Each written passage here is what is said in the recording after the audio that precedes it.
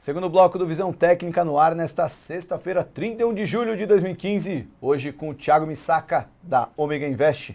Bom, no primeiro bloco o Misaka já deu uma bela aula de como é que o Ibovespa e as Blue Chips vão estar na semana que vem, né? O viés um pouco mais ainda negativo, né? O Ibovespa, Petrobras, Bradesco mais baixista do que o... Qual é que está menos baixista? Itaú, né? Itaú Unibanco. Itaú. A Vale também querendo cair mais. O dólar vai encontrar uma resistência no diário, mas no semanal só tem lá no 4.400, né? Que você falou? Sim. Bom, e agora nesse segundo bloco a gente vai fazer aquela análise rapidinha dos papéis que vocês pediram no Facebook. Já pedi para o Misaka para a gente fazer análise de 1 minuto cada papel para dar tempo de analisar tudo, porque vieram muitos pedidos no Facebook. Aliás, a chamadinha, o pessoal elogiando bastante, que a gente fez uma analogia com o gol perdido pelo Herrera no Palmeiras e Vasco. Para quem gosta de futebol, quem não gosta também, assiste lá, que dá para entender muito bem a piadinha aqui. Vou começar com o pedido que foi do Da Silva José. Esse cara, postei o vídeo e ele já comenta na hora. O cara, telespectador assíduo, parabenizando o programa. Muito obrigado, Da Silva. Pediu Uzi Minas. Também pediu Itaú, mas a gente já viu, né? Vamos dar uma olhada em Uzi em 5. Uzi Minas é um papel sensacional para operar, tá, pessoal? Um papel que segue muita tendência. Nesse momento vem num claro viés vendedor, né? A estrutura é de queda. Então a gente vem numa clara tendência de baixa desde a perda da média móvel de 20 lá em R$ 6,00, 9,90. A estrutura é de queda e a gente só vai ter suporte no fundo que foi capaz de reverter a tendência aqui atrás, tá? Em 3,34. Então, a estrutura é totalmente vendedora. Esse repique que o mercado fez me deu chance de vender. Lembra aquela estratégia do pivô na venda? Né? Então, na perda do fundo, eu fiz uma venda, tá? Agora no repique a média móvel de 20, sentido pressão de venda, outro ponto para venda. Eu sigo vendido duplamente na Uzi Minas nesse momento com essa estrutura de suporte em 3,34. Ela tem acompanhado muitos papéis da Vale, né? Então, se a Uzi Minas, olhando para o lado fundamentalista, né? Se a Vale acaba sofrendo com minério, a Uzi Minas sofre com minério e com a desaceleração da indústria, que não vem ajudando o setor. Aí pediram aqui também Cosan, Diego Moreno Bravo, falou que muitas corretoras estão recomendando Cosan com preço-alvo, mostrando um potencial de valorização na casa de 80%, mas como está a análise técnica desse papel CSN3? Pessoal, a estrutura é totalmente vendedora, né? A gente vê topos e fundos descendentes, preço abaixo da média, devendido. Não tem como pensar em compras dentro do time da análise técnica. Pode ser que a análise fundamentalista venha, né, a análise fundamentalista vai sempre querer o papel barato. Né? Então, num prazo mais longo, o time não é esse, pelo menos, da compra, pela análise técnica. A gente só vai ter suporte na Cosan aqui nesse fundo estabelecido lá em 2011, tá? Então a gente tem suporte lá na região dos 17,15. Se a tendência é de baixa, tá em 20,72, vai seguir em queda até lá, tá? Cabe ressaltar, Thiago, venda agora então? Bom, tem que achar dentro do teu modelo o ponto ideal de venda, tá? Mas no momento eu vejo que a volatilidade vinha elevada, o mercado tá lateralizando, tá com o intuito de perder volatilidade, ganhar mais time de venda à medida que romper essa estrutura para baixo. Então, para quem opera de forma mais clássica, valeria pensar em vender na violação dessa, na perda, né, no fechamento abaixo dessas estruturas de congestão. Para quem opera o método Misaka, precisaria de mais tempo de lado, mais perda de volatilidade para fazer a venda. Legal. Pedido do Marcos Vasconcelos, outro cara que está sempre acompanhando o programa. Um abraço para ele. Ele pediu 2 ações que as duas eu adoraria que você fizesse análise e espero que mais gente tenha pedido. Que uma é a BRF. Papel hoje saiu o balanço da BRF, ela subiu muito forte, renovou a máxima histórica. Né? E um gráfico lindo para comprar. Sim, né? sim, eu fiz uma compra hoje em BRFS, inclusive, né? Foi a minha recomendação do dia de hoje. Na parte da manhã, né? Então, na superação da máxima desse... a gente vem numa tendência de alta, né? A gente está no topo fundo ascendente, preço acima da média, decomprado. Eu já sigo comprado em BRFS no gráfico semanal, só que eu comprei na sexta-feira retrasada, dentro do meu modelo, né? E hoje acionou um pivô MM. Esse é um papel que a gente opera o modelo do pivô. Ó. Então, na superação desse topo, eu fiz uma compra, tá? Essa compra foi exatamente em 69,83. E agora a estrutura é altista. Cabe ressaltar, pessoal, BRFS, topo fundo ascendente, numa estrutura de topo histórico com fluxo histórico. Resistência para isso não existe. Então, eu adoro operar papel rompendo máxima histórica, com esse volume também. Sem sombra de dúvidas. Uma força compradora muito intensa. Né? Muito intensa. Thiago, eu vou comprar agora em 71,70. Então, toma cuidado com o teu prazo, tá? Com o teu prazo. Se você está operando um prazo mais curto, talvez não seja o momento, porque provavelmente segunda-feira vai fazer uma barrinha pequena, talvez vermelha. Até né? fechou na máxima do dia hoje? Fechou, praticamente na máxima. Então é um movimento muito... É aquela famosa... Já perdeu a festa, né? Então, se você entrar agora, você corre o risco de pagar a conta de quem já entrou antes. E né? isso para quem opera no curto prazo, Sim. pagou a festa. Thiago, por exemplo, eu tô no gráfico semanal, eu tô comprado aqui na região de 68,80. Tá próximo, se for ver a volatilidade do gráfico semanal, tá próximo do meu preço de entrada. Esse cara ainda poderia pensar em entrar. Né, para um prazo mais longo. Para um prazo mais curto, o cara de swing, né, o cara que faz swing às vezes nos 120 minutos, nos 60 minutos não é o momento. A gente está ministrando um curso aqui no Infomoney, eu e o Rodrigo Terni, o criador do Mayvox, a gente vai para a sexta aula na segunda-feira que vem, que fala de análise técnica, e na sétima a gente une análise técnica e fundamentalista, que é o módulo de estratégia. E esse é um papel que entraria claramente no módulo de estratégia, que é um papel que concilia uma análise fundamentalista muito favorável, ela está com resultados consistentes, boa gestão de caixa, baixo endividamento, e uma análise técnica hoje, então, para quem opera para longo prazo, né, que tem gente que fala que a análise técnica não serve muito para o longo prazo, mas conciliando com a fundamentalista, é um papel com ótimos fundamentos e que rompeu uma máxima histórica com força e com volume muito... que dá uma sustentabilidade, deixa consistente o movimento, exatamente. É um papel que acaba sendo uma ótima oportunidade para longo prazo. Se vai dar certo ou não, aí a gente não tem bola de cristal, né? Mas todos os gatilhos apontam para cima, né? E depende, é bom pontuar também, uma questão é análise, pessoal. A maior parte da que a gente está fazendo aqui é análise, né? Outra questão é estratégia. A estratégia é como cristalizar a análise num momento específico para fazer dinheiro, entendeu? É sutil. Você tem análise, que é o Globo, que é o que a gente está fazendo. Agora, se você vai ganhar dinheiro ou não, vai depender do teu plano estratégico, que é o quê? Preço de entrada, preço de saída, seja no gain, seja no loss. Né? O modelo vai ter que trabalhar dessa forma. Então, quando eu falo, aqui tem um pivô MM, por que eu comprei aqui? Eu comprei dentro dessa estrutura, mas quais foram os pontos exatos? Tá meu stop, meu alvo? Aí quem vai me responder é a estratégia, né? Show de bola. Vamos continuar aqui. Fernando César Brandão pediu Bradesco, a gente já fez análise no primeiro bloco. Vamos descer mais aqui. Fred Silva pediu Itaúsa, acho que Itaúsa, o mesmo gráfico de Itaú, né? Muito semelhante, né? Então acho que a gente pode pegar outro papel aqui, ó. Alexandre Pelizer pediu, Eletropaulo também, foi legal. Esse papel, não sei se graficamente é interessante. Copasa. Você acha que a liquidez atrapalha? Não, é um papel bem ruinzinho. Eu particularmente não recomendo, não opero por conta da liquidez. Então vamos dar uma olhada em Sabesp, vamos. Que está no mesmo setor que a Copasa, que tem ficado um pouco em evidência. O pedido foi do Igor Holandim. A gente vai olhar a Sabesp só por ter mais liquidez. Sim, esse papel ele é mais interessante, pessoal. Ele vem tentando replicar de forma muito forte. Dentro do meu método, isso não é uma tendência de alta, tá? A gente só tinha uma movimentação em linha reta para cima, com fluxo comprador, mas sem topos e fundos ascendentes. Aí o mercado sente muita pressão de venda na região de resistência. Lembrando que a resistência é o ponto capaz de reverter a tendência.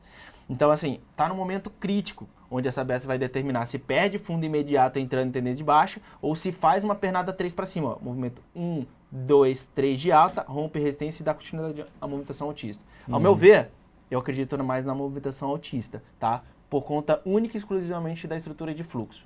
Por mais que o mercado tenha recuado aqui e tenha recuado aqui, se a gente notar, a acumulação de distribuição não cedeu muito.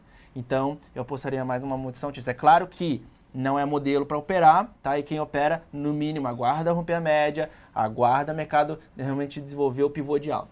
Tá bom? Vamos mais um pedido aqui. Everton Rosa pediu WEG, WEGE3. Essa é uma empresa que os gráficos e os fundamentos estavam ajudando bastante. Acho que não está aqui, não. Bom, a empresa ela tem um fundamento muito favorável, estava perto das máximas históricas, divulgou o resultado essa semana. O resultado foi muito bom, muito elogiado, mas mesmo assim as ações caíram muito forte, né? A interpretação dos analistas é de que boa parte desse movimento já estava precificada. É uma empresa que consegue se beneficiar com o dólar, estava perto das máximas históricas, caiu forte na quarta e na quinta. Hoje eu não vi como é que foi a WEG, né? Eu não sei se vai ter aí na base histórica ou... Eu não estou conseguindo baixar ele na base aqui. Então vamos analisar outro papel. Depois a gente pega a WEG com mais calma. Vamos dar uma olhada então em Klabin, pedido do Fabiano Peixoto Ferreira.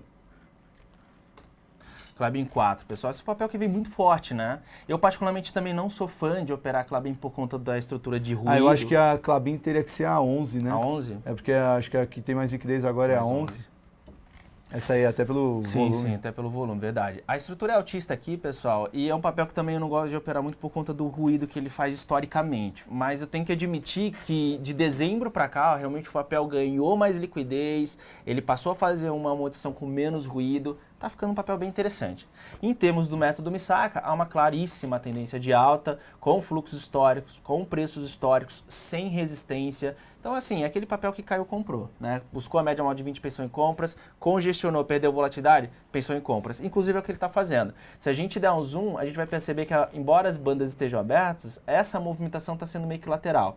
Se ela se prolongar por mais tempos, a ponto da volatilidade diminuir, portanto as bandas fecharem, um rompimento para cima seria a compra pelo modelo de explosão. Legal, porque está mudando um pouco o viés, porque no setor de papel celulose, que é um setor que tem subido muito na bolsa esse ano, a Klabin tem ficado um pouco de escanteio, o pessoal olhando mais para a Fibra e Suzano, até porque as duas, a Fibra e Suzano, tem maior exposição ao dólar que a Klabin. Ninguém pediu, mas poderia dar uma olhada no gráfico de Fibra e Suzano, só para poder fazer a comparação? Claro. SUSB 5. Sem sombra de dúvidas. A gente viu uma forte movimentação altista, né, com destaque para a última semana e essa semana. Foi uma movimentação praticamente em linha reta, pessoal. A gente tinha uma virada de tendência para baixo aqui pelo método, a estrutura era de queda e como a gente virou tendência, a gente ganhou resistência nesse fechamento. Tá? Então, em 16,89 é o ponto capaz de reverter a tendência, SUSB atinge esse patamar. Então a expectativa é que haja um teste, esse teste ele provavelmente vai vir com algum recuo, e aí sim, se o mercado montar uma pernada de queda aqui e voltar a subir superando topo, estrutura altista até R$18, que é a resistência desse papel.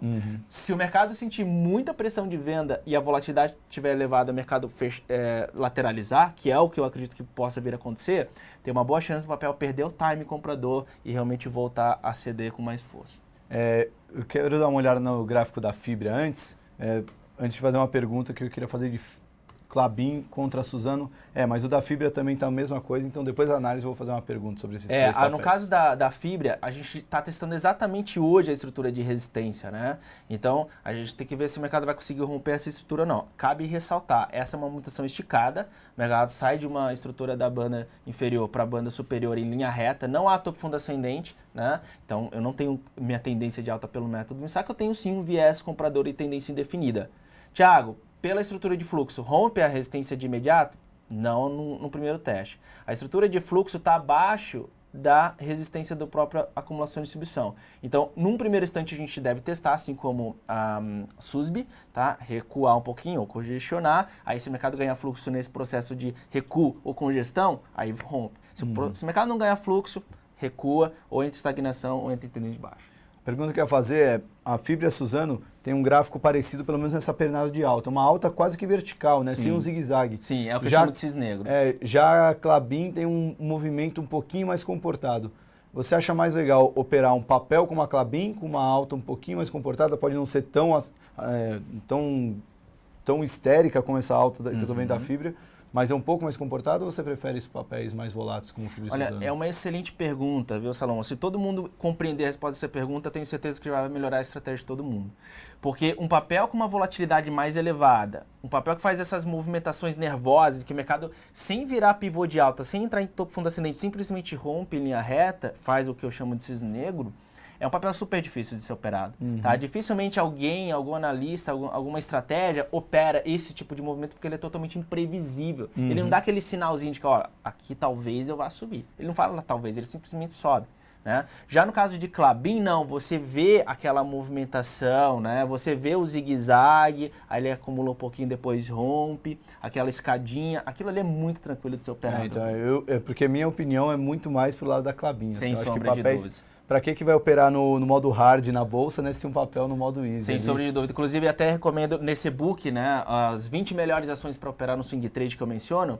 Um dos indicadores que eu utilizo é exatamente essa questão do mercado não fazer o pivô para dar continuidade à movimentação altista. Ele simplesmente vai em linha reta. E é por isso que eu excluo das minhas operações de swing trade SUSB e Fibra. Embora eu opere SUSB no gráfico semanal e Fibra no gráfico semanal. Mas eu não opero no swing trade porque não se enquadra devido a esse tipo de comportamento. Legal. Muito bom, muito bom. O pedido da Klabin foi do Eduardo Godoy também. Esse papel, eu adoro esse papel. Pediram aqui, Marcelo Rami, Raia Drogasil. Será que tem aí na base de dados? RADL3. Sim.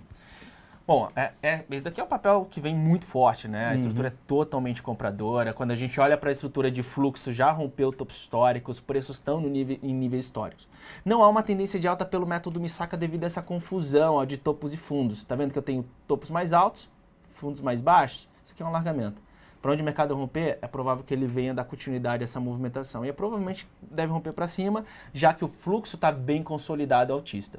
Eu não gosto de operar RADL, tá? Ao contrário de você. Porque o que acontece aqui? Embora seja um papel muito forte e ele historicamente só sobe, eu opero de forma quantitativa, eu preciso ter meu stop loss, que muitas vezes é curto, meu óbvio que é curto. E esse é um papel que faz aquelas sombras superiores e inferiores grandes, sabe? Graficamente não é tão favorável. Assim, não é favorável graficamente. Ele faz coisas semelhantes ao que SUSB faz, só que com uma volatilidade mais reduzida. Então ele é menos pior, vamos colocar assim, da forma que eu opero. Tá Entendi, bom? legal. Pediram um papel, tava estranhando que ninguém tinha pedido. Idean Alves, MGLU 3. O que esse papel fez de barulho na bolsa, né? Tudo que a gente não comentou em MGLU a vida inteira dela na bolsa, a gente teve que falar nos últimos programas. Chamou atenção. Pessoal, esse papel eu já vinha falando para os investidores, desde que perdeu os 5, né? Que esse papel iria, porque a gente brinca falando que vai para o zero. Né? Até vale a pena botar o brincar entre aspas, porque o Bo falou exatamente isso no programa passado, alguém comentou, não posso levar a sério alguém que fala que uma ação vai a zero. Gente, é uma força de expressão, porque está em tendência de baixa, o papel não vai valer zero, a empresa não vai sumir, nem se explodir uma bomba lá, a empresa vai valer zero. Né? Ela está em tendência de baixa, perdendo suporte, é que a força vendedora é tão forte que o papel... É importante colocar isso, é a convicção, pessoal. Pensem numa coisa, é difícil você pensar em vender um papel que saiu dos 10 e caiu no 5? Super difícil. Pô, Thiago, desvalorizou 50%, eu vou recomprar e tal, eu vou comprar isso aqui. Mas não, se você tem a convicção que a estrutura vai para o zero, não quer dizer que vai bater zero. Mas se você tem essa convicção, quando cair 50%, você fala, pô, cai 50%, é porque vai cair mais 40%, eu vou vender. Entendeu? Então, esse que é o intuito da gente fazer essa brincadeira, né? É seguir a tendência. O Salomão abriu o nosso comentário hoje aqui falando sobre operar a favor da tendência. E essa que é a ideia. É para o cara não ficar intimidado. Pô, mas caiu de 5 para 3. Eu vou vender isso daqui? Claro que vai vender isso daí. A estrutura é de queda. Agora, nesse momento, o que aconteceu com o MGLU?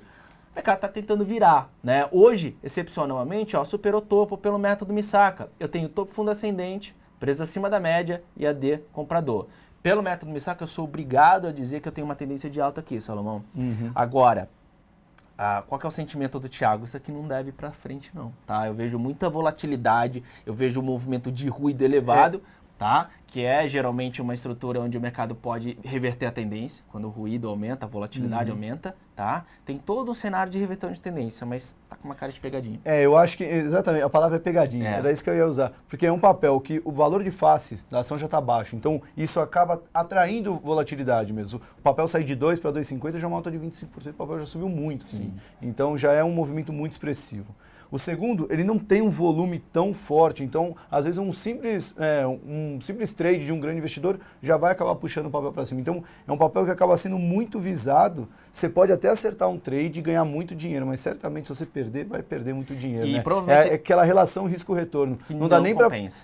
Não compensa. É a volatilidade, o risco-retorno. Você vai acertar legal, fiz esse trade. Pode ser o trade da sua vida, por bem ou por mal, né? Você pode ganhar muito dinheiro ou perder muito dinheiro. E às vezes não dá nem para falar de stop, porque até o movimento pode vir com um gap, né? E você acaba tendo que zerar, mesmo tendo um stop, você zera na operação, é bem distante. Cara, uma aula, Salomão, uma aula, eu penso exatamente o que você me falou aqui, tá? A volatilidade elevada, não compensa o risco, um stop em gap pode arruinar a sua relação de risco-retorno pro resto do ano, você vai pagar o ano inteiro operando teu modelo só para pagar um único stop, que às vezes deu né, por causa da volatilidade ter aumentado. Um único investidor pode mover esse papel, já que, não necessariamente é metaforicamente, né, mas poucos investidores podem movimentar esse papel, já que o volume dele não é lá essas coisas. E eu assumo a seguinte regra, eu não opero papéis abaixo de R$3. Eu simplesmente não opero papéis abaixo de R$3 e eu assumo uma outra regra, que se o mercado perdeu os 5 e perdeu os 3, é porque vai para o zero, né? Esse zero, onde o mercado vai valer zero alguma coisa, tá bom? 0,9, por exemplo, não faz sentido operar isso, né, gente? Vamos fazer dinheiro, vamos operar coisa consistente, papéis que tenham liquidez, né? Porque se você pode operar qualquer coisa, para que vai operar algo tão difícil, né? Algo com uma volatilidade tão elevada? É que é a famosa, é o risco-retorno que se ele tem em mente isso, que ele pode ganhar 50 ou perder 50, se ele está confortável com isso, então vai em frente. A gente mostrou muitos papéis, o próprio exemplo da Klabin, embora você não goste de operar Klabin, é um papel um pouco mais comportado. Não vai te dar um ganho de 25% em um dia, mas vai te deixar, vai te tornar um investidor sustentável, um investidor que vai sobreviver na bolsa a longo prazo. Quem busca MGLUs toda semana vai acabar, um dia vai acabar ganhando muito, outro dia vai acabar devolvendo tudo, né? Só para pontuar legal, a parte da Klabin, a volatilidade dela é bem reduzida, não tem nem como comparar com isso daqui, tá? Eu não gosto da Klabin não pela volatilidade, mas pela capacidade dela fazer aquelas sombras superiores e inferiores, que é aquela violinada, aquela tradicional violinada para quem opera curto. Então é por conta disso que eu não gosto do papel. Thiago, opera o gráfico semanal? Pega a Klabin e pensa em comprar, cara. Legal. Bom, vamos continuar a aula aqui com Daigo Fujigami, telespectador pedindo CEMIG 4. Muito, né, galera? E eu já vinha falando isso, tá? Ó, desde que o mercado reverteu a tendência para baixo aqui, tá? Fechando abaixo da média móvel de 20, a estrutura era queda até 10,70, certo? Era o único ponto capaz de reverter a tendência na CEMIG. Thiago, perdeu 10,70. Tendência de baixa prossegue, esse repique vai reverter de forma alguma, a gente tem que pensar que a estrutura é de queda e o mercado vai buscar suporte, tá? Então, o que a gente faz? A gente aguarda o teste da média móvel de 20 novamente para pensar em vendas, ou a gente aguarda o teste do fundo imediato e a perda do fundo. Isso pode ser um pivô de baixa dentro da estrutura que eu opero, tá? O mercado fatalmente deve buscar a próxima estrutura de suporte, e no caso de CEMIG, a próxima estrutura de suporte fica lá em 2011, tá? Na região de R$ 8,805 aqui pelo modelo. Bom, estamos chegando no final do programa. Eu vou pedir os últimos 5 papéis e eu queria uma análise bem rápida deles para poder dar tempo de analisar todos. Primeiro, Eletropaulo, que o Marcos pediu, a gente esqueceu de fazer análise. Tá, pessoal, a LPL segue em tendência de baixa, a estrutura é queda e depois de atingir uma região de resistência na região de 18,80, reverteu essa tendência com algum fluxo. O fluxo não é o melhor do mundo, tá? Aqui existe um ponto de, que não converge tanto para análise, mas a estrutura é de queda. E se o mercado está repicando, a gente teria que pensar em vender. Thiago, pelo método, se a tendência de baixa, tecnicamente, a gente tem que acreditar no suporte. Sim, o suporte do papel está em 6, tá? É 6,30, se não me engano, aqui, ó. 6,74, tá? Então a estrutura é de queda, o suporte é 6,74 e o mercado tende a buscar esse patamar. No curto prazo, aguarda o teste da média móvel de 20, na perda do fundo imediato, pense em vendas pelo pivô MM. E a média móvel está ali entre 16 e 17,40, né? Exatamente, aqui na região de 16 e 60. Vencendo essa média, desfaz o movimento de queda, né? Vencendo essa média, perde aquela tendência de baixa, e aí a gente vai ter que ver como ele vai romper a média, porque não é exatamente o preço, é como ele faz essa movimentação. Se ele fizer essa movimentação dentro de um pivô de alta dentro do método Misaka, com fluxo comprador, reverte a tendência para alta. E detalhe, pessoal, a gente tem a região de 18,80 como resistência no curto prazo. Qual que é a segunda resistência, a única segunda resistência que a LPL tem nesse momento? Topo histórico. Se o mercado rompe 18,80, o único ponto capaz de reverter tendência vai ser topo histórico, o mercado vai embora. Legal, muito bom. Célio Garcia pediu Croton. É um papel que chamou atenção, né? Tem chamado bastante atenção, né? Muita atenção. A estrutura é de queda, pessoal. E não era de queda. Isso que é interessante, né? Por isso que aqui a gente tinha revertido uma tendência para alta, tá? No momento que o mercado rompeu a região de 11, dentro da minha análise, a gente deveria ter testado topo histórico na região de 18,20, mais ou menos, tá? Só que aí o mercado reverte aqui. E aí, reverteu, não tem outra. Vai testar suporte, ó. Reverteu, pivô de baixa, venda pela estrutura do pivô MM, o meu indicador, suporte, R$ 9,00 atingiu o suporte. E aí a questão é que fica, Thiago, testa suporte e repica, como tradicionalmente acontece, podendo reverter a tendência ou não? O meu método aponta que é um ponto capaz de fazer isso. Mas, dado a divergência de fluxo, nota que a acumulação de distribuição está lá embaixo, e no mesmo ponto de suporte, a acumulação de distribuição estava lá em cima. Tem uma divergência baixista de volume. O que já aponta que, embora o mercado possa sacudir por aí, eu não acredito que nem vai repicar muita coisa, vai lateralizar, ele deve perder essa estrutura de suporte e seguir em queda. Legal. Vamos pegar Cielo. O José Ricardo Moreira pediu 5 ações aqui. Ô, José, nem o gênio da lâmpada realiza 5 desejos, né? Então a gente vai pegar um só e vai seguir que, pelo menos, Cielo é um bom papel, é o maior deles. Ele também pediu o Petrobras, que a gente já analisou, então já fizemos uma justiça aí. Bom, a Cielo, pessoal, segue numa estrutura de queda nesse momento, tá? Tava no seu topo histórico, com fluxo histórico, o fluxo tá até comprador ainda. Só que eu perdi a sequência de topos e fundos ascendentes hoje, tá? Eu já tenho um fundo abaixo do anterior entrando em viés vendedor, tendência indefinida. Entendeu? Então a gente não pode operar na venda ainda, a gente tem um viés, mas quem opera tendência ainda não pode operar na venda. Quando que a gente vai poder operar tendência na venda? Quando o mercado perder essa estrutura de fundo aqui, no caso da acumulação de instituição, ou seja, na hora que o fluxo virar vendedor de fato. A partir daí a estrutura vai ser de baixa e aí a gente pode operar na venda. Antes disso, não, vamos segurar um pouquinho. Para quem gosta até de figura, né? Tem um analista, o Fernando Góes, que adora essa figura que tá formando aí, esse ombro, cabeça, ombro. Claro, bem nítido. Você não tracejou, né? O desenho é do seu próprio setup, né? Sim, aqui a gente tem E ele um até ombro, fez um ombro, cabeça, a cabeça e um ombro, né? Sim, então a perda desse neckline aí poderia dar uma bela venda. Poderia ser, sim. Mas cabe ressaltar que ele é bem assimétrico também, né? Tá um pouco... Embora não seja a forma que opere... Um oco com escoliose, vamos dizer assim. Mas é interessante, porque é o pivô, no final das contas, que é o pivô MM, né? O final aqui do oco acaba sendo o pivô MM. Mais um papel. Eu tinha separado aqui os papéis que eu queria finalizar o programa. Aqui. Eu não sei se vai ter esse aí. Porto Seguro. PSSA 3. Aí Temos tem. preços abaixo da média com fluxo vendedor. Nota que a volatilidade de PSSA está elevada, pessoal. Tá? Então, essas movimentações que o mercado rompe a média, sai de uma banda de Bollinger para outra, isso daqui faz com que a volatilidade aumente muito. Tá?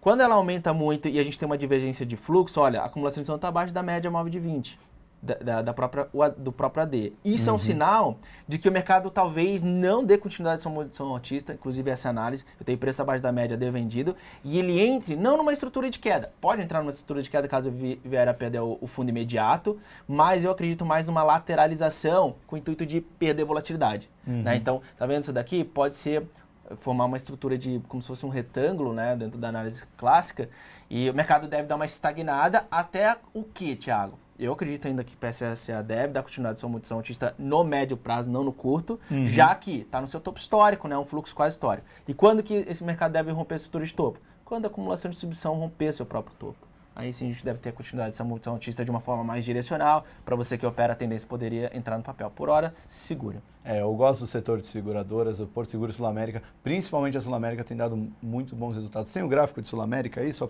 nem precisa analisar, só para mostrar que ontem teve resultado de Sul América e ela fez um movimento muito forte. Eu acho que até essa região aqui seria uma ótima região para ter comprado antes do resultado, né? Que foi o fechamento de anteontem. Sem sombra de dúvida.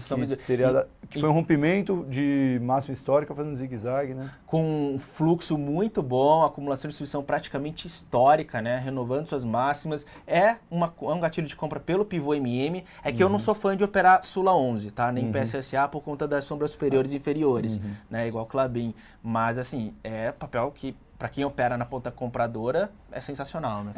Que é um papel que eu gosto de casar o fundamento com o gráfico, né? Para finalizar, aí é um pedido de quem vos fala. Eu gosto muito da Ambev. Ninguém pediu Ambev. Fiquei triste que ninguém falou de Ambev. Porque quando tá caindo, todo mundo vem falar de Ambev. Agora que começou a subir, ninguém falou.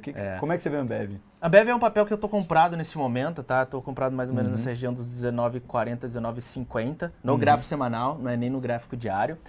Corta pro gráfico aí, obrigado. A estrutura é totalmente altista, tá? Como hoje nós voltamos a fechar acima da média com a acumulação de ação comprado, eu retomei uma tendência de alta na Ambev.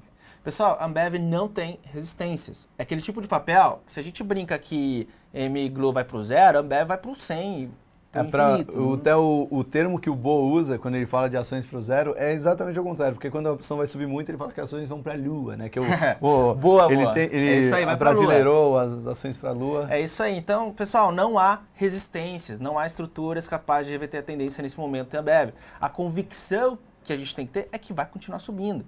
Por que essa convicção é importante? Porque o cara que não pensa desse jeito, ele vai olhar lá atrás e vai falar, o papel que saiu dos R$7 e está nos 20, esse cara, na verdade, foi vendendo. O cara que não consegue pensar assim, ele foi vendendo, porque na hora que estava em, sei lá, aqui na região de 14, ele falou, tá na máxima, vai cair. Então o cara vai vendendo. Não é essa a questão, pessoal. A gente tem que continuar acreditando na continuidade da tendência, já que a estrutura é altista, há uma tendência de alta, a gente tem que continuar acreditando nessa tendência. O gráfico diário ele está confuso. Sabe aquela análise de PSSA que a gente acabou de fazer, onde a volatilidade estava elevada, o mercado fica cruzando a média móvel de 20, meio que linha reta, saindo de uma banda para outra? Isso é sinal de lateralização. Tá? Então é provável que no gráfico diário, no swing trade, o papel fique um pouco mais difícil de ser operado, fica lateral. Mas no gráfico semanal, a estrutura é altista, não há resistência, o mercado vai embora. Estou comprado para 2 meses no papel. Legal. Só finalizar o programa, eu queria fazer essa menção que você disse, quando o cara olha o gráfico lá para trás e viu que subiu muito, aí, pô, por que eu vou comprar isso? O mesmo pensamento de quando o gráfico olhando lá para trás, ele caiu demais, agora é hora de comprar, né? Eu acho que é fundamental que você tenha em mente que a tendência é sua amiga no mercado. Sem porque sombra de dúvida. se você fizer esse exercício de olhar para trás e ver, caiu demais, vou comprar, ou subiu demais, vou vender, você com certeza vai ter muito mais resultados negativos do que positivos, exatamente pelo fato de que a tendência é sua amiga no mercado. Use a tendência como sua amiga. Talvez você não vá ter um resultado extraordinário que uma MGLU deu para quem acertou a contra-tendência aí, mas você vai ter um resultado muito mais consistente no longo prazo. E é isso que a gente quer, formar investidores que não vão ter 10 dias de glória na bolsa, vão ter 10 anos, vai ter uma vida inteira aí operando no mercado de maneira consistente, saudável. Exatamente, eu acho que a palavra é consistência, né? E aí, já que a gente está falando de consistência, sem sombra de dúvidas, pessoal, estudem manejo de risco, por favor. Manejo de risco, manejo de risco, manejo de risco. A análise se trata de preço, né? Mas não se trata exatamente do operacional. Mas para você que está operando na prática, não adianta você ter uma boa estratégia. Pô, aprendi o método Misaka, modelo sensacional, 3 setups. Cara, se você não fizer o manejo disso, você vai perder dinheiro. Você pode pegar um modelo excelente, que historicamente dá dinheiro desde 2009 que eu opero o modelo, e vai perder dinheiro, sem manejo de risco. Acho que isso aí é um ponto interessante, porque sempre vem perguntar para mim se um curso bom que você recomendaria. Eu já fiz muito curso, eu estou no mercado desde 2008, 2009 e no começo do Infomoney fazia muito curso para ir acompanhando o mercado. O curso de análise técnica eu já fiz de quase todas as corretoras que dão curso e acho que a recomendação que eu dou é procure um curso que lá no finalzinho da apostila, no finalzinho dos módulos do curso, fale de stop loss, manejo de risco e gerenciamento de carteira. Se ele vai falar isso, esse curso é sério. Senão, ele só vai te mostrar a parte bonita do mercado, que olha como foi bonito lá atrás. Aqueles gráficos sensacionais. Se você não aprender que no mercado você vai perder, a regra é ganhe mais do que perca, e quando ganhar, ganhe muito, e quando perder, perder pouco, aí você já vai conseguir ter um bom ponto de partida. Bom, acho que a aula já ficou bem extensa. Gostaria de agradecer a participação de todos. Misaka, muito obrigado pela participação. Foi um grande prazer. E vocês tenham bons trades. Semana que vem vai estar a Paula Barra aqui. Eu não vou estar no Brasil. Ela que vai tocar o programa. Então, sexta-feira que vem, mais um Visão Técnica. E na outra eu estou de volta com mais um programa. Muito obrigado e até lá.